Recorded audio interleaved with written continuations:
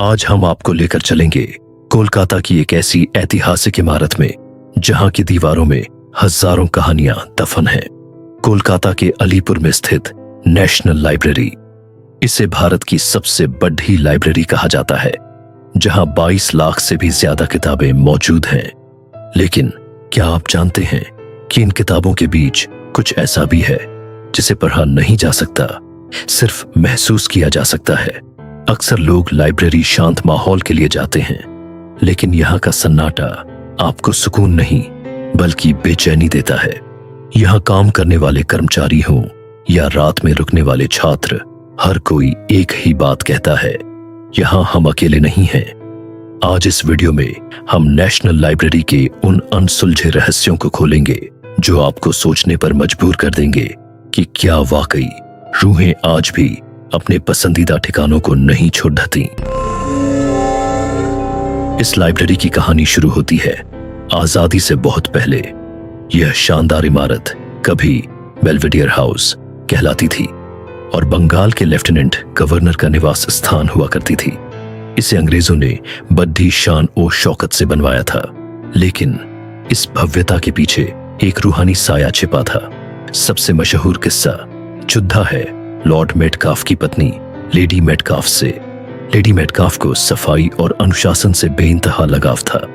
उन्हें पसंद नहीं था कि उनकी लाइब्रेरी में कोई भी किताब अपनी जगह से हिले या धूल जमी रहे।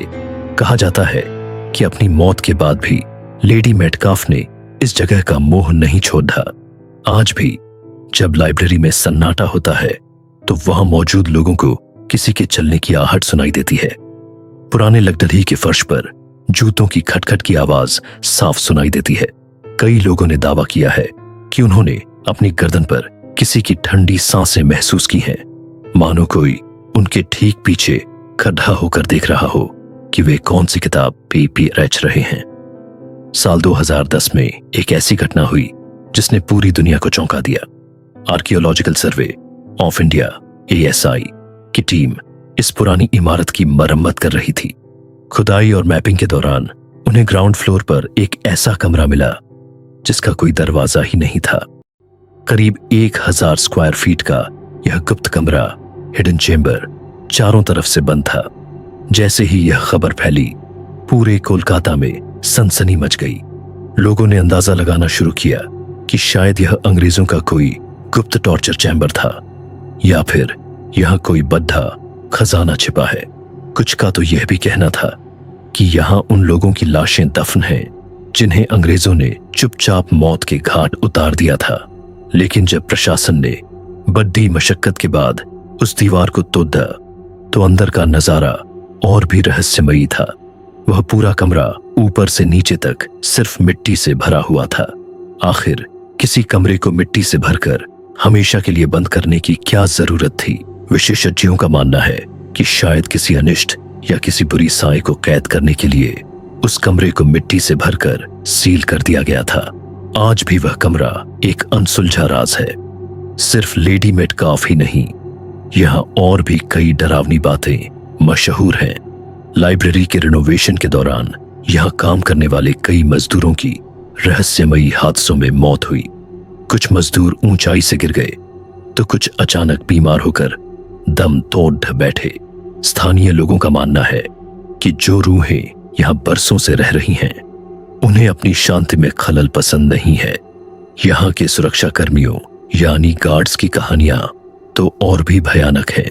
कई गार्ड्स ने रात की शिफ्ट में काम करना छोड़ दिया क्योंकि उन्हें लाइब्रेरी के गलियारों में किसी के रोने की और साथियों की सरसराहट सुनाई देती थी।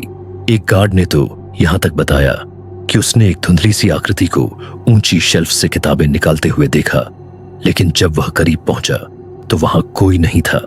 बस एक किताब फर्श पर खुली पढ़ ही थी। दोस्तों, नेशनल लाइब्रेरी की ये कहानियां सिर्फ सुनी सुनाई बातें नहीं हैं, बल्कि ये उस खौफ का हिस्सा है जिसे हजारों लोगों ने महसूस किया है। क्या यह वाकई लेडी मेटकाफ का साया है जो आज भी किताबों की पहरेदारी कर रहा है, या फिर उस गुप्त कमरे में बंद कोई गहरा राज? अगर आप कभी कोलकाता जाए तो इस लाइब्रेरी की खूबसूरती देखने जरूर जाइएगा। लेकिन याद रखिए, अगर आपको अपनी पीठ पर किसी की ठंडी आहट महसूस हो या सन्नाटे में जूतों की खटखट सुनाई दे, तो घबराइएगा मत। शायद कोई बस यह देख रहा है कि आप क्या पिया रच रहे हैं। उस रात के बाद जिस गार्ड ने धुंधली आकृति को देखा था, उसने रात की ड्यूटी करना छोड़ दिया। लेकिन कहानी वहीं खत्म नहीं हुई। असल डर तो उसके बाद शुरू हुआ। कहा जाता है कि कुछ महीनों बाद लाइब्रेरी में एक नया सिक्योरिटी गार्ड आया। नाम था रमेश। उससे इन भूत प्रेत की कहानियों पर बिल्कुल विश्वास नहीं था। उसका मानना था कि लोग पुरानी इमारतों की वजह से डर जाते हैं और फिर अफवाहें बना लेते हैं। पहली कुछ रातें सब सामान्य था। लंबे शांत गलियारे, पुरानी किताबों की महक और गड्ढे की धीमी टिक-टिक। लेकिन एक रात करीब 2 बजे उसे लाइब्रेरी के पुराने विंग से किसी के चलने की आवाज सुनाई दी। खट खट खट, जैसे कोई लकड़ी के फर्श पर धीरे धीरे चल रहा हो। रमेश ने सोचा शायद कोई छात्र अंदर रह गया होगा। वह अपनी टॉर्च लेकर उस दिशा में बढ़ा। गलियारा पूरी तरह खाली था, लेकिन आवाज अब भी आ रही थी, धीरे और करीब। उसने टॉर्च घुमाई, लेकिन वहां कोई नहीं था। तभी उसकी नजर एक किताब पर पड़ी थी, एक पुरानी मोटी किताब जो फर्श पर खुली पड़ी ही थी, जबकि कुछ सेकंड पहले वहां कुछ भी नहीं था। रमेश धीरे धीरे किताब के पास गया। उसने नीचे झुककर किताब उठाई और तभी उससे अपने पीछे किसी की मौजूदगी महसूस हुई, जैसे कोई उसके बिल्कुल पीछे खड़ रहा हो। उसकी सांसें तेज हो गईं। उसने धीरे धीरे पीछे मुड़कर देखा, लेकिन वहां कोई नहीं था, सिर्फ लंबा अंधेरा गलियारा। और फिर अचानक उसकी टॉर्च बंद हो गई। पूरा अंधेरा।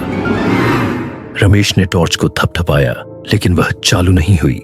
तभी उससे अपने कान के पास एक औरत की बहुत धीमी आवाज सुनाई दी, किताब अपनी जगह पर रख दो। रमेश के हाथ कांप गए। उसने डरते हुए किताब वापस शेल्फ पर रख दी और जैसे ही उसने किताब छोड़ दी, उसकी टॉर्च अपने आप चालू हो गई। लेकिन अब गलियारे का माहौल बदल चुका था। हवा अचानक बहुत ठंडी हो गई थी और सामने गलियारे के आखिर में उसे एक धुंधली सी औरत दिखाई दी। सफेद पुराना गाउन, धीमी चाल और हाथ में एक किताब। वह औरत धीरे धीरे शेल्फ के पास रुकी और किताबों को ठीक करने लगी, जैसे कोई लाइब्रेरियन अपना काम कर रही हो। रमेश समझ गया यह वही थी, लेडी मेटकाफ। उसका गला सूख गया। वह भागना चाहता था, लेकिन उसके पैर हिल नहीं रहे थे। तभी वह औरत धीरे धीरे उसकी तरफ मुड़ी। उसका चेहरा धुंधला था, लेकिन उसकी आंखें सीधे रमेश को देख रही थीं। और फिर पूरी लाइब्रेरी में एक साथ किताबों के पन्ने पलटने की आवाज गूंजने लगी। फदफद फदफद फदफद, जैसे हजारों किताबें अपने आप खुल रही हों। रमेश डर के मारे पीछे हटने लगा, लेकिन तभी उसे पीछे से किसी ने जोर से धक्का दिया। वह जमीन पर गिर गया। उसकी टॉर्च दूर जाकर फर्श पर लुढ़क गई और उसकी रोशनी में उसे कुछ ऐसा दिखाई दिया जिसने उसकी जिंदगी हमेशा के लिए बदल दी। फर्श पर गीली मिट्टी के निशान थे, नंगे पैरों के निशान, जो सीधे उस बंद गुप्त कमरे की तरफ जा रहे थे। उसी कमरे की तरफ जो सालों पहले मिट्टी से भरा मिला था। रमेश कांपते हुए उठा और उन निशानों का पीछा करने लगा। गलियारा जितना आगे बढ़ता उतना अंधेरा होता जा रहा था और फिर उसे रोने की आवाज सुनाई दी। एक औरत रो रही थी, धीरे, बहुत दर्द में। आवाज उसी बंद कमरे के पीछे से आ रही थी। रमेश ने दीवार पर हाथ रखा। दीवार बर्फ जैसी ठंडी थी और तभी दीवार के अंदर से किसी ने जोर से दूसरी तरफ से थपथपाया। थक थक थक। रमेश डर के मारे पीछे हट गया। फिर अचानक पूरी बिल्डिंग की लाइट्स बंद हो गईं। पूरा अंधेरा, और उस अंधेरे में उसे सिर्फ एक आवाज सुनाई दी, हमें बाहर निकालो। अगली सुबह रमेश लाइब्रेरी के बाहर बेहोश मिला। उसके हाथ मिट्टी से भरे हुए थे और उसकी शर्ट पर धूल से एक अजीब निशान बना हुआ था, एक हाथ का निशान, जैसे किसी ने अंदर से उसे पकड़ याचने की कोशिश की हो। उस दिन के बाद रमेश ने नौकरी छोड़ दी, लेकिन जाते जाते उसने एक बात कही जिसे सुनकर आज भी लोग डर जाते हैं। उसने कहा, उस कमरे में सिर्फ मिट्टी नहीं है, वहां कुछ अब भी जिंदा है। आपको यह कहानी कैसी लगी? क्या आप ऐसी और ऐतिहासिक जगहों के बारे में जानना चाहते हैं? हमें कमेंट्स में जरूर बताएं। शैडो फ्रेम ऑडियो को सब्सक्राइब करना ना भूलें। मिलते हैं अगले रहस्य के साथ।